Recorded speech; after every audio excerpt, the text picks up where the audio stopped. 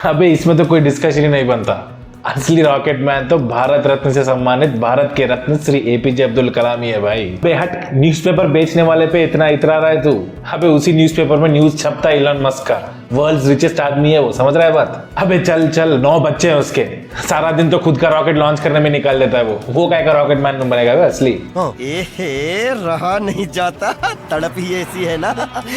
अच्छा चल ठीक है बकवास बंद कर। एक काम करते हैं, तू इन्हें अब्दुल कलाम जी की बायोग्राफी बता और मैं इन्हें बताता हूँ इलॉन मस्क के बारे में, और जज साहब आप डिसाइड करो कि कौन असली रॉकेट मैन है। चलिए तो फिर मैं शुरू करता हूँ। भारत के 11वें प्रेसिडेंट श्री अबुल पकीर जैनुलब्दीन अब्दुल कलाम का जन्म मद्रास में 15 अक्टूबर 1931 को हुआ, और इनकी फैमिली इतनी गरीब थी कि इन्हें 8 साल की उम्र से ही घर चलाने में हाथ बटाना पड़ा। जब वर्ल्ड वॉर 2 छिड़ गई थी तो ट्रेन को इनके गाँव रामेश्वरम में रोकना मना कर दिया गया था। तो स्टेशन आने पर ट्रेन थोड़ी सी स्लो हो जाती और न्यूज़पेपर के बंडल्स को बाहर फेंक दिया जाता। तो कलाम अपने बड़े भाई के साथ मिलकर इन पेपर्स को समेटते और मार्केट जाकर बेच देते, और जो भी पैसे मिलते वो घर लेके आकर घर वालों से बोलते जलवा है हमारा। इलॉन मस्क का जन्म 28 जून 1971 को साउथ अफ्रीका के प्रिटोरिया में हुआ था। जब ये 10 साल के थे तो तभी इनके पेरेंट्स का डिवोर्स चल रहा था, और उसी घर के बढ़ते तनाव से बचने के लिए इन्होंने खुद को कंप्यूटर प्रोग्रामिंग सिखा दिया, क्योंकि इन्हें कंप्यूटर पर वीडियो गेम्स खेलने का बहुत शौक था। इनके फादर थे तो वैसे इलेक्ट्रिकल इंजीनियर, लेकिन उन्होंने किसी भी तरह से इनकी कोई भी मदद नहीं की थी।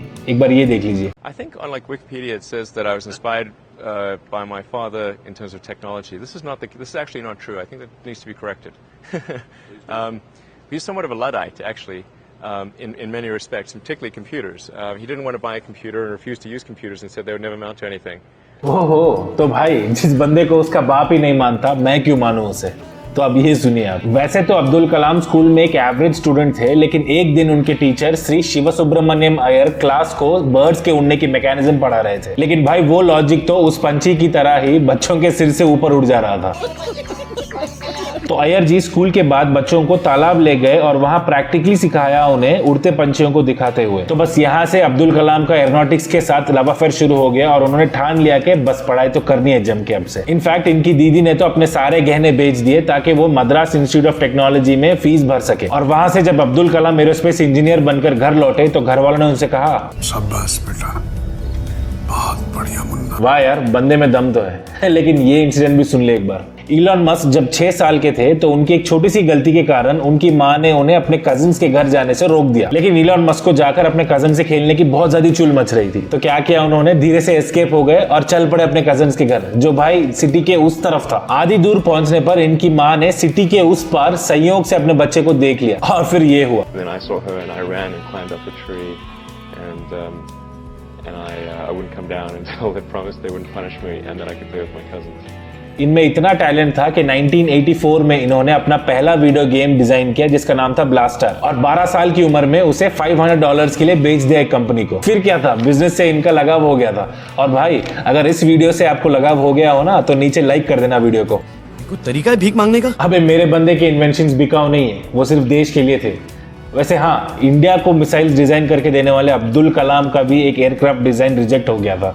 वो क्या है ना कि इन्हें कॉलेज में एक बार प्रोजेक्ट दिया गया था लो लेवल अटैक एयरक्राफ्ट बनाने का, और जब कलाम ने सबमिट किया अपना डिजाइन तो प्रोफेसर को वो बिल्कुल नहीं पसंद आया। तो उन्होंने कहा कि एक नया डिजाइन सबमिट करो, और नए डिजाइन बनाने में लगते हैं पूरे 30 दिन।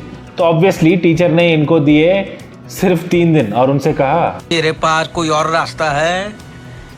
लेकिन अपने कलाम ने भी हार नहीं मानी भाई। 3 दिन बिना सोए लगातार उन्होंने उस डिजाइन पर काम किया और सबमिट कर दिया, और टीचर को वो डिजाइन बहुत ही ज्यादा पसंद आ गया। इसके कारण अब्दुल कलाम ने रियलाइज किया कि And then how do you handle a failure? It's very important for entrepreneurs. Life is not so simple. We have to handle the failures with stout heart. वाह यार, बंदे में दम तो है यार।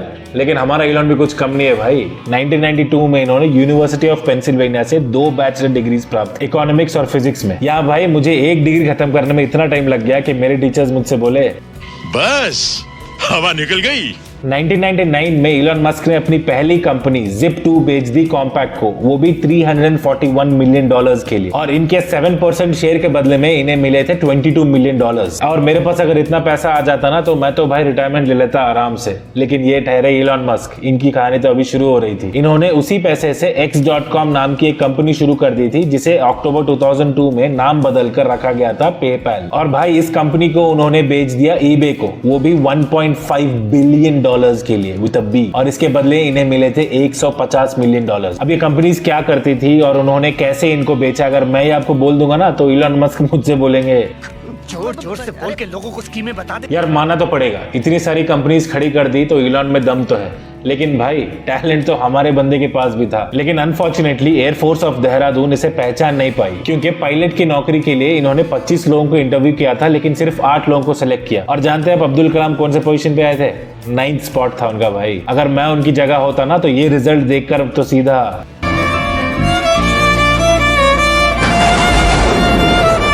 लेकिन अपना भाई फाइटर पायलट ना सही, फाइटर तो था यार। इसलिए इन्होंने 1958 में डीआरडीओ ज्वाइन कर लिया था, जहां वो मिले विक्रम साराभाई से, और विक्रम जी ने इन्हें कन्विंस कर लिया इंकोस्पार ज्वाइन करने के लिए। इंकोस्पार यानी Indian national committee for space research. 1969 में अब्दुल कलाम को इंडिया के पहले सैटेलाइट प्रोजेक्ट का प्रोजेक्ट डायरेक्टर बना दिया गया था, लेकिन 10 साल की मेहनत के बावजूद टेक्निकल फेलियर के कारण इनका जो सैटेलाइट लॉन्चर था वो सीधा जा गिरा बे ऑफ बंगाल में। लेकिन भाई इससे भी अब्दुल कलाम को एक सीख मिली।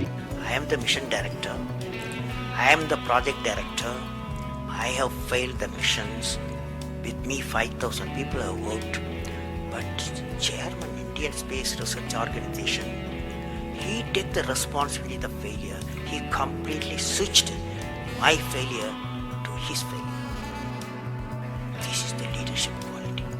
तो फिर क्या, इन्होंने अगले ही साल SLV-3 सैटेलाइट लॉन्चर डिजाइन किया और 1980 में उससे रोहिणी 1 सैटेलाइट लॉन्च किया सक्सेसफुली। और ऐसे कई सारे सैटेलाइट्स लॉन्च हुए उस SLV-3 लॉन्चर से, जिसके कारण आज हमारे देश में टीवी और इंटरनेट जैसे सुविधाएं प्राप्त हुई हैं। तो जो हमारी माँ बहनें ये पवित्र रिश्ता और ससुराल सिमर का जैसे टीवी सीरियल्स पे अपना टाइम वेस्ट करती हैं, उसका क्रेडिट जाता है भाई अब्दुल कलाम जी को। अच्छा, रॉकेट लॉन्चिंग से याद आया, इलॉन मस्क ने 2002 में SpaceX नाम की कंपनी की स्थापना की, जिसमें उन्होंने अपने $100 मिलियन डाल दिए। और 2003 में इन्होंने टेस्ला नाम की कंपनी को भी स्थापित किया, जिससे इलेक्ट्रिक व्हीकल्स बनाने का इनका सपना पूरा किया जा सके। लेकिन टेस्ला और SpaceX ये दोनों कंपनीज ऑलमोस्ट बैंकरप्ट हो गए थे, क्योंकि 2008 तक SpaceX के 3 रॉकेट लॉन्चेस लगातार फेल हुए थे और टेस्ला को इन्वेस्टर्स नहीं मिल रहे थे। तो इलॉन ने एक ऐसा डिसीजन लिया जिसके कारण आज ह्यूमैनिटी का फ्यूचर कंप्लीटली बदल चुका है। I did have a plan where I had money from PayPal. I had like about $180 million from PayPal. And I thought, I'll allocate half of that to SpaceX and Tesla and Solar City, and that should be fine. I'll have $90 million, like just lots, But then what happened is things cost more and took longer than I thought. So I had a choice of either put the rest of the money in or the companies are going to die. And so I ended up putting all the money in and borrowing money for rent from friends. और इसी decision के बाद 2012 में SpaceX की पहली space vehicle dragon successful launch हुई थी, और 2014 में टेस्ला ने अपना एक ऑटो पायलट फीचर लॉन्च किया, जिसके कारण भाई कार्स की दुनिया में तो ऐसे हलचल मच गई। इसके बाद क्या, टेस्ला और SpaceX दोनों उड़ान भरते रहे भाई, और मस्क बिलियनर बन गए देखते ही देखते। वाह यार, मानना तो पड़ेगा, दुनिया का सबसे रिचेस्ट आदमी को ऐसे नहीं बनता। हाँ, और देश का प्रेसिडेंट भी कोई ऐसे नहीं बनता।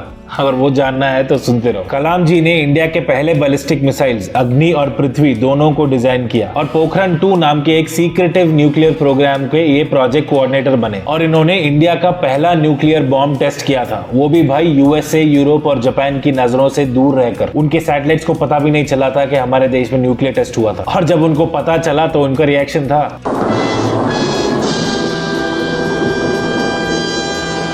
और ऐसी कई सारी अचीवमेंट्स के कारण अब्दुल कलाम को 1997 में भारत रत्न से नवाजा गया, और रिटायरमेंट के 3 साल बाद ही भाई इन्हें प्रपोजल दिया गया था प्रेसिडेंट बनने का। इनका सपना था 2020 तक इंडिया को डेवलप करने का, तो उसी के नाते इन्होंने प्रेसिडेंसी एक्सेप्ट भी कर ली, और 2002 में वो इंडिया के 11वें प्रेसिडेंट बन गए। अब्दुल कलाम उन गिने चुने लोगों में आते हैं जिनकी इज्जत सारे नेता करते हैं, चाहे वो मोदी जी हो बीजेपी के या कांग्रेस के राहुल बाबा। अच्छा, मोदी वर्सेस राहुल से याद आया, अगर आपको पता करना है कि मोदी जी की बायोग्राफी ज्यादा इंटरेस्टिंग है या राहुल गांधी की, तो ये वाली वीडियो देखो भाई। चले मैं आपसे वहां मिलता हूं।